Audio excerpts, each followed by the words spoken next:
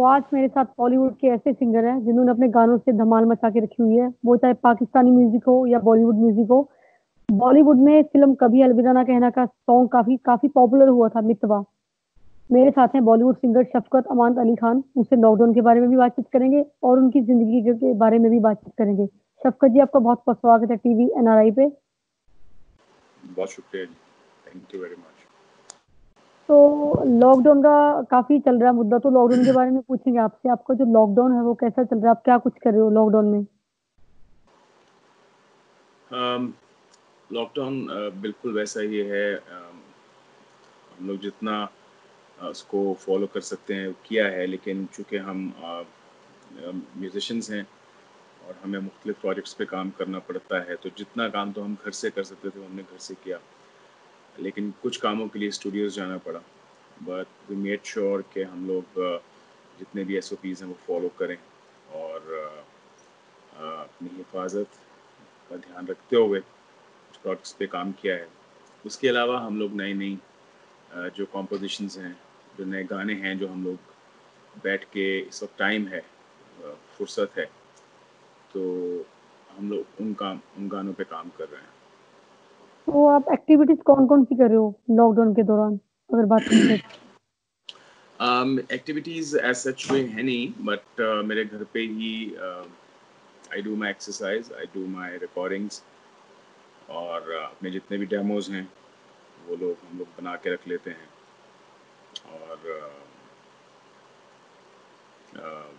उसको फिर शेयर कर लेते हैं मुख्तलिफ लोगों के साथ, दोस्तों के साथ, जिन्होंने अरेंज करना है, जिन्होंने उसको कंप्लीट करना है एज अ सॉन्ग। सो और बाकी कुछ एक्सेस चल रही है, और ज़्यादातर टीवी है, नेटफ्लिक्स है। तो सारे आप जो टाइम है सारा मैनेज कैसे करते हो? आपका रमजान भी चल रहा है, आप म्यूजिक को भी टाइम देते हो, वो सारी चीजें बैलेंस कैसे करते हो आप? जब जब तक ट्रैवलिंग ऑन थी तब तक थोड़ा मुश्किल होता था ये सब मैनेज करना, लेकिन अब चूँकि फरागत है, हम लोग कहीं जा नहीं रहे, तो आजकल ये आसान है थोड़ा इसको मैनेज करना, क्योंकि normally when you have to leave your house तो आपको मैनेज करना पड़ता है कि मैं कितने बजे ये काम करूँगा, कितने बजे ये काम करूँगा, मैं वहाँ से वापस कितने बजे आऊँगा। लेकिन चूँकि लॉकडाउन है, आप घर पे ही हैं, आपके पास you don't have really much to do, तो बहुत आसान है। सबका जी आपके सैरी कंटिन्यू कीजिए आप।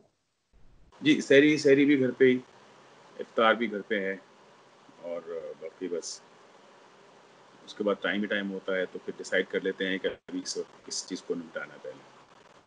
आपके बॉलीवुड के सफर की बात की जाए, आपने जैसे फिल्मों को अच्छे से गाने दिए, मितवा सॉन्ग हो काफी पॉपुलर होता, हेलो मूवी हो, मुंबई कटिंग हो, हैदराबाद ब्लूज हो। Experience wise as a singer कैसा है आपका? क्या चीज सबसे ज्यादा आपके लिए बेस्ट साबित हुई है बॉलीवुड में? देखिए, मुझे बहुत अच्छे अच्छे कंपोजर्स के साथ हम्म, काम करने का मौका मिला। आपका फेस ब्लर हो रहा है, नहीं ब्लर हो रहा है फेस आपका।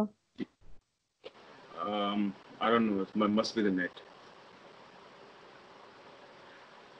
मुझे जी एज अ सिंगर जो ज़्यादा, बिकॉज मैं सिंगर हूँ और मैं सिंगर पॉइंट ऑफ व्यू से बात करता हूँ, आपको बहुत चाहत होती है कि आप ऐसे लोगों के साथ, आपके पास नई नई कॉम्पोजिशंस आएँ, नए नए आइडियाज़ आपके पास आएँ, और आपको उन उन गानों को एक्सपीरियंस करना है। आपको उन लोगों की सोच जो उन्होंने बनाई है उसको आपको थोड़ा और बढ़ा के अपना, उसमें अपना जो एक इनपुट है वो दे के, you have to take it forward to people, to listeners, के जहाँ से उनको जैसा उस कंपोजर ने सोचा था उसी को वैसा आप आगे लेके जाएं और लोगों तक पहुंचाएं। तो it's a very, I should say, it's a very wonderful experience.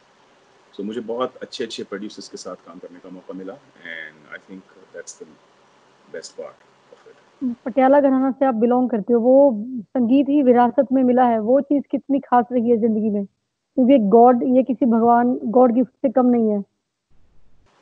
जी बिल्कुल। आई इनफैक्ट पर्सनली थिंक कि आप बहुत खुशकिस्मत होते हैं अगर आप ऐसे घराने में पैदा हों, लेकिन उस खुशकिस्मती के साथ कुछ और चीज़ें भी अटैच्ड होती हैं, जिसमें आप के ऊपर रिस्पॉन्सिबिलिटीज़ होती हैं, आपके ऊपर उस घर का नाम, उसकी लेगेसी को फॉरवर्ड ले जाने की ज़िम्मेदारी। सो ये सब चीज़ें साथ होती हैं। So it's a mixture of blessing and responsibility. तो शफकत जी, आपका सिंगिंग में जॉनर क्या रहा है? जैसे आपने पाकिस्तानी मूवी में भी पाकिस्तानी रामचंद पाकिस्तानी, उसमें भी कुछ आवाज़ दी थी अपनी, तो वो सिंगिंग जॉनर क्या है? बॉलीवुड भी है, पाकिस्तानी बैंड भी है, फ्यूजन, एक तरह से कंबाइंड कॉम्बिनेशन है। So which is your favourite genre? देखिए, शुरुआत जो की थी वो एक फ्यूजन के फॉर्मेट से की थी, जिसमें मैंने फ्यूज़ की चीज़ों को। लेकिन मेरा ख़्याल है कि अभी तक वो चीज़ें बहुत सक्सेसफुल रही हैं और बहुत दुनिया भर में जो फ्यूजन है वही बहुत सक्सेसफुल रहा है।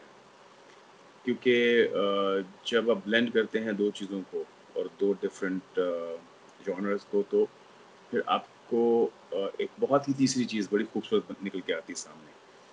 उसके बाद से फिर आपको बल्कि प्रॉब्लम होती है जब आपको कुछ ऐसा काम करना पड़ता है जो एक्सपेरिमेंटल हो या जो इतना मज़ेदार ना हो जितना फ्यूजन होता है, 2 चीज़ों को मिला के। शुरुआत मेरी क्लासिकल की ट्रेनिंग से हुई थी और उसके साथ अब हमने उसको थोड़ा-सा कंटेम्पोरेरी म्यूज़िक के साथ ब्लेंड किया, तो it's very pleasant and very, जिसे कहना चाहिए, फुल ऑफ लर्निंग एक्सपेरिमेंट रहा है। तो इसी को कैरी फॉरवर्ड कर रहे हैं फिलहाल सो फार। तो इस फील्ड में आपको एक्सपेरिमेंट करने का कितना मौका मिला है? बीट्स के साथ खेलने का कितना मौका मिला है एज अ सिंगर? अब जो मेरे प्राइवेट एल्बम्स हैं उसमें तो मैं I have a free hand, और सो मैं कुछ भी कर सकता हूँ। लेकिन जहाँ पे फ़िल्म्स का म्यूज़िक होता है वो एक चूँकि सर्टेन सिचुएशन को फ़ॉलो करके होता है और certain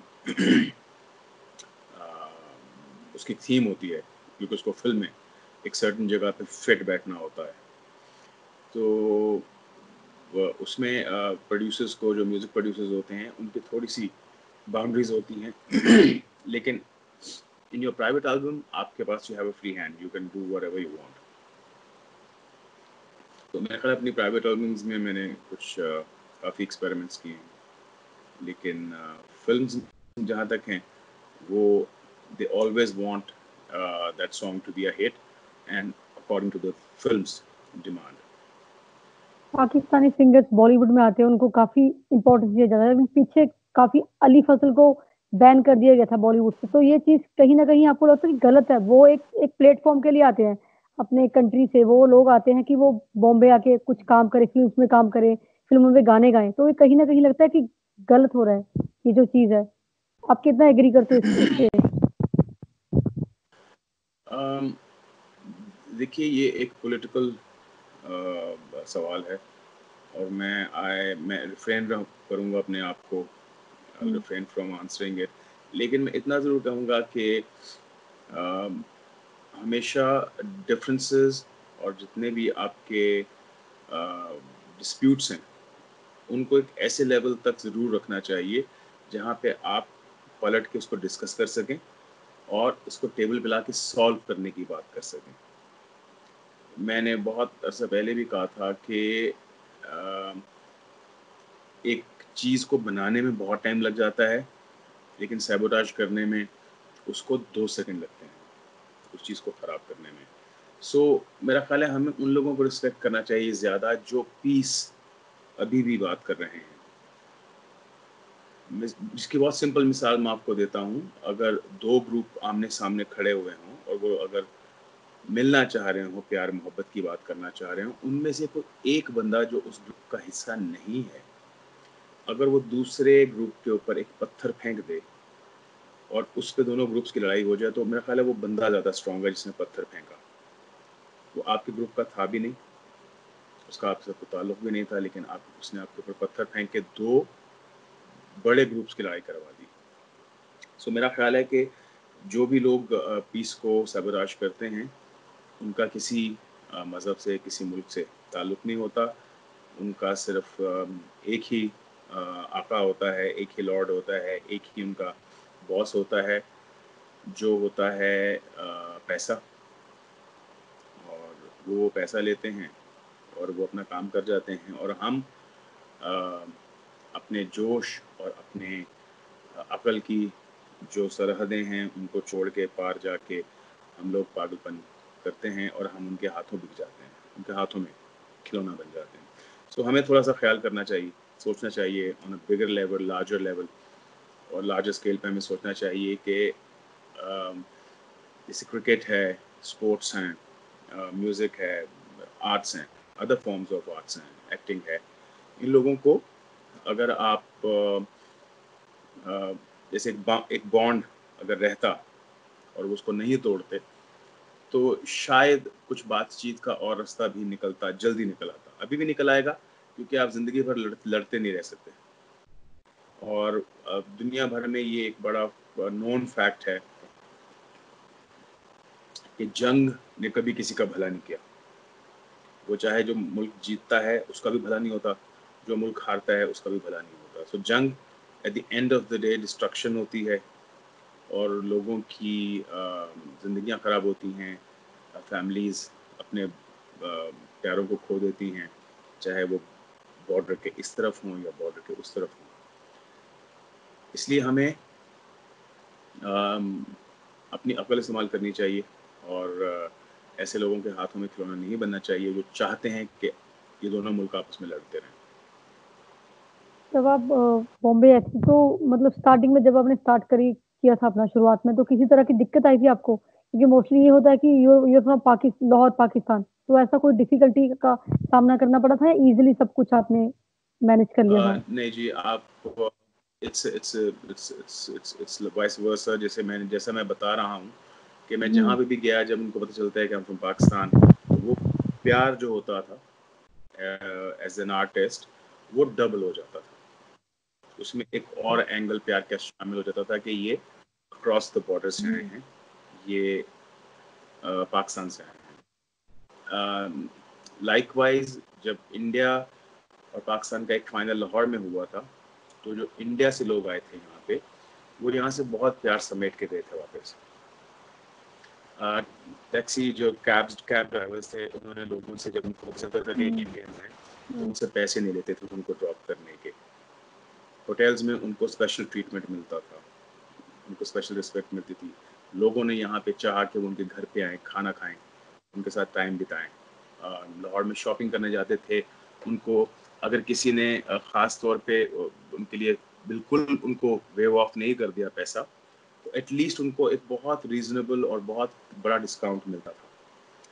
so those people went back with lots of love and good memories. इसी तरह मैं भी जब इंडिया आया करता था, तो बहुत प्यार मिलता है।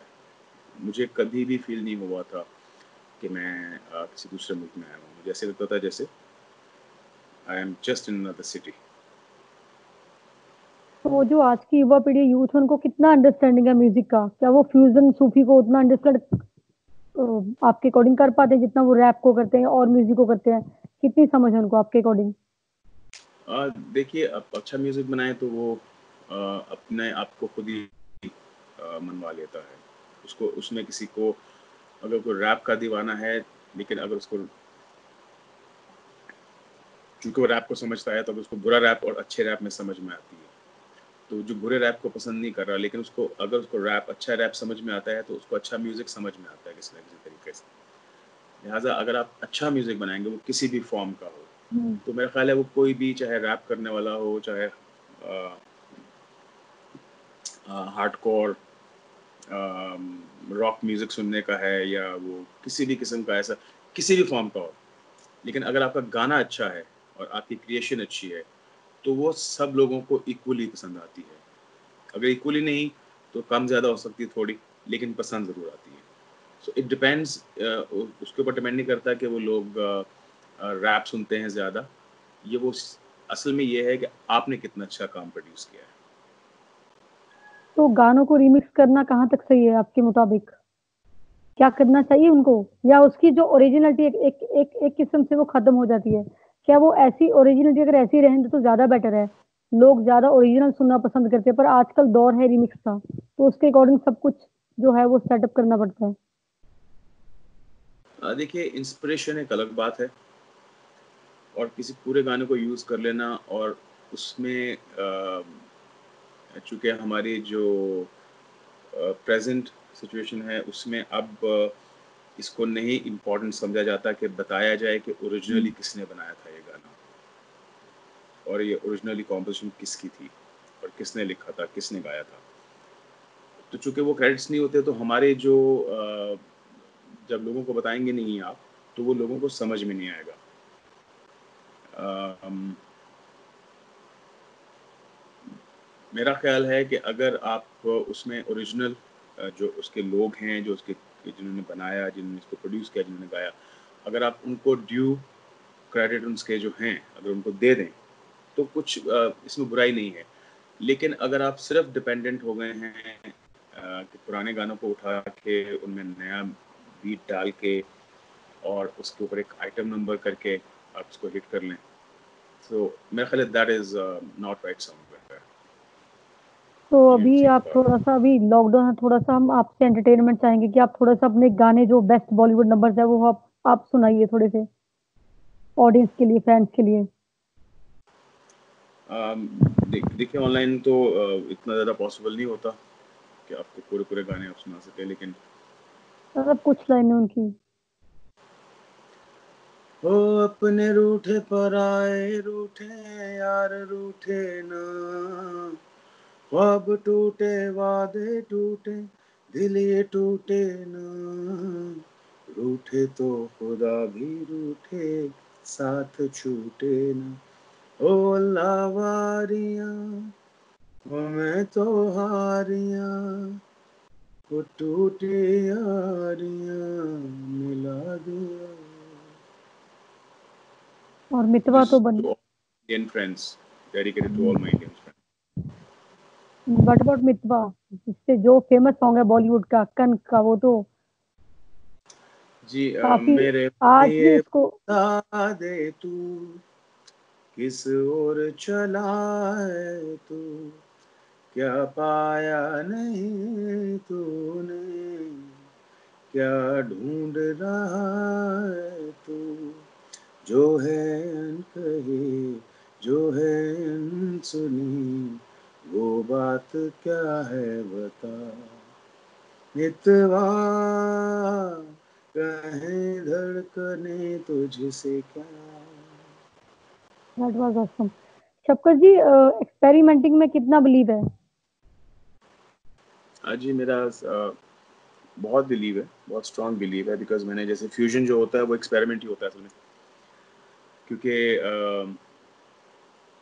आप जब दो चीज़ों को फ्यूज़ करते हैं तो आपको पता होना चाहिए कि ये कौन सा राग जो है वो इस जो कंटेम्प्रेरी म्यूज़िक है उसके कॉर्ड्स में कहाँ पे फिट बैठेगा, या उस जो देसी हमारा जो म्यूज़िक है उसमें किस तरह के कॉर्ड्स अच्छे लगेंगे।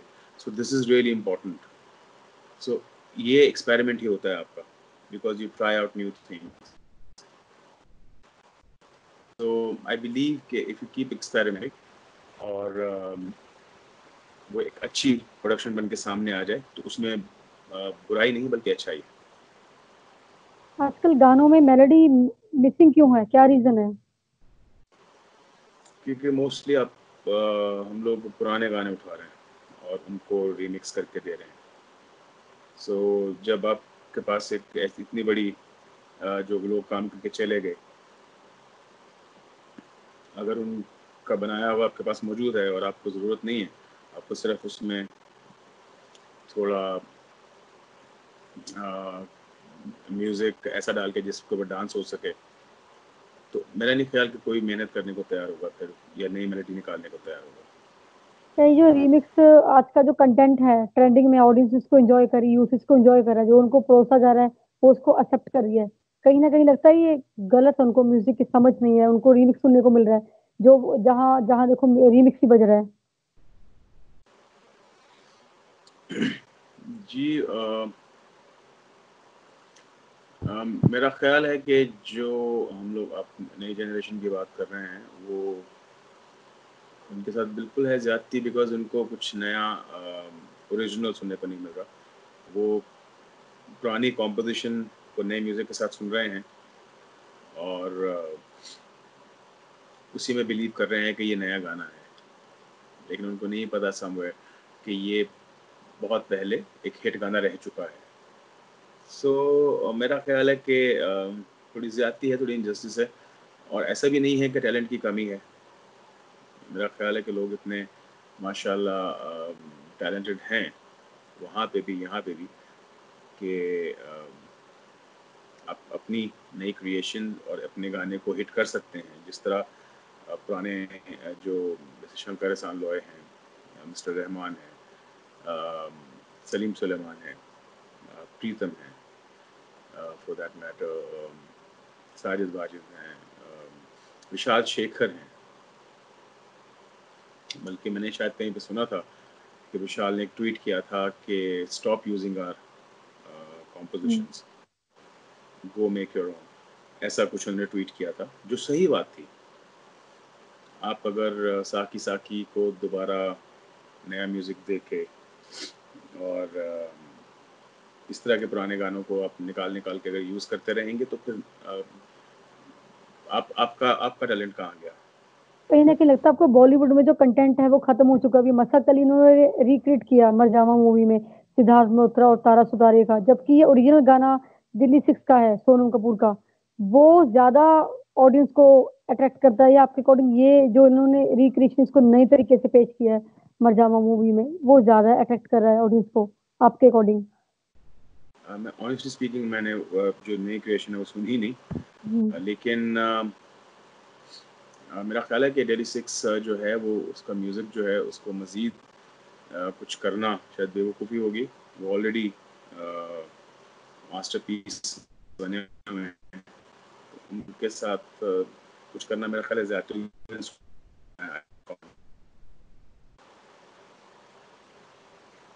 तो आपको इस फील्ड से क्या सीखने को मिला लाइफ में? कुछ ना कुछ, हर फील्ड से कुछ ना कुछ सीखते हैं। सिंगिंग से आपको क्या सीखने को मिला है?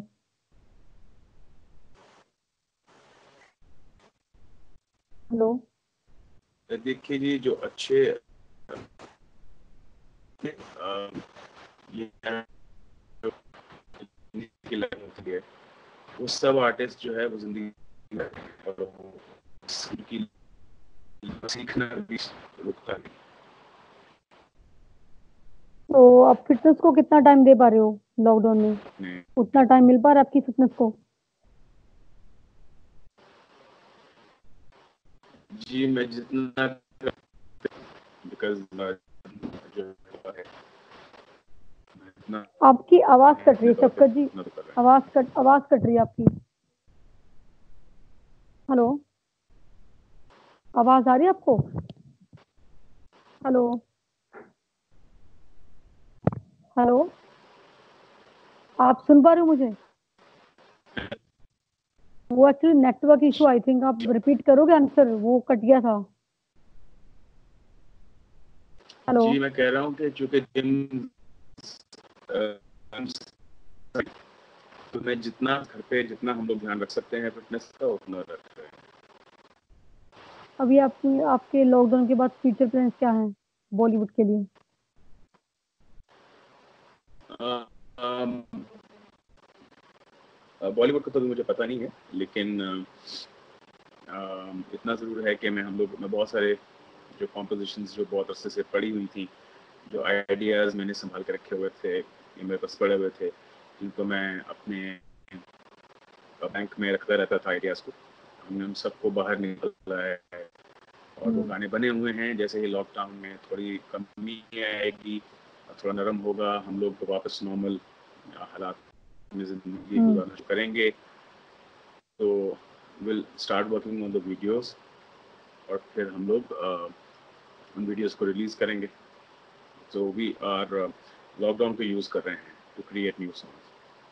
एक सेटिस्फेक्शन होती है सिंगर को, वो आपको सोलो में मिलती है, कोलैबोरेशन में मिलती है, या डुएट में मिलती है?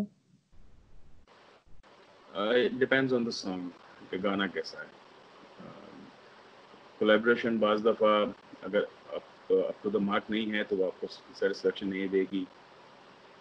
उसके बदले में उसका सोलो गाना आपका इतना अच्छा हो कि वो आपको सेटिस्फेक्शन दे। समटाइम्स हो सकता है सोलो गाना इतना अच्छा नहीं है, डुएट इतना अच्छा नहीं है, और जो कोलैबोरेशन हुई है वो बहुत ही अप टू द मार्क है या बियॉन्ड द मार्क है, तो वो ज़्यादा। सो इट डिपेंड्स कि क्या किया है आपने और कितना अच्छा किया है। सेटिस्फेक्शन ऑफ कोर्स के लेवल से मिलती है। तो शफकत जी, जाते जाते देशवासियों वासियों के लिए कुछ संदेश देते जाइए, देश वालों के लिए। बस जी मेरी सिर्फ रिक्वेस्ट है कि आप पीस को जितना प्रमोट कर सकते हैं उतना कीजिए। वॉर कभी किसी मुल्क का भला नहीं करती। झगड़ा, लड़ाई झगड़ा आप न आपका भला करेगा न हम भला करेगा। आपका जो कमज़ोर नेबर है वो आपके लिए भी प्रॉब्लम करेगा। इसलिए कोशिश ये करनी चाहिए कि आपके जितने नेबर्स हैं वो आपके साथ इक्वली राब्ते में हों और इक्वली स्ट्रॉन्ग हों और इक्वली प्रोग्रेस और प्रॉस्परस रहें।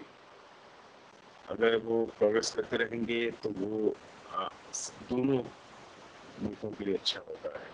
कोई एक मुल्क जैसे अफगानिस्तान में जो गड़बड़ हुई वो उससे पूरे रीजन में, इंडिया, पाकिस्तान, हर जगह पे उसका बहुत नुकसान हुआ हम लोगों को भी। हम भी भुगत हैं, हम इस रीजन भी भुगत रहा है। लिहाजा पीस की बात करें, पीस को बढ़ाएं आगे। जो लोग पीस को सबराज करना चाहते हैं उनका अपना अलग एजेंडा है और वो सबसे ज़्यादा आसान है। 100 लोग पीस की तरफ बात कर रहे हों और एक बंदा खड़ा होकर गाली दे, तो मेरा ख्याल है गाली वाले की तरफ ज़्यादा हम लोग ध्यान देते हैं। लिहाजा उस गाली वाले को इग्नोर करना है हमें, और हमें अपने बीच पीस की बात करते रहना है ताकि दोनों मुल्क प्रॉस्पेरिटी की तरफ जा सकें और अपने अपने जो मुल्क के लोग हैं उनके लिए कुछ भले काम कर सकें। तो ये थे मेरे साथ बॉलीवुड सिंगर शफकत अमानत अली खान, जिन्होंने लॉकडाउन के बारे में तो बताया ही, साथ ही ये कहा कि सभी देश वालों को, चाहे वो इंडिया हो पाकिस्तान हो, सबको मिलजुल कर रहना चाहिए, प्यार से रहना चाहिए। बने रहिए टीवी एनआरआई के साथ। Thank you so much Shafqat ji.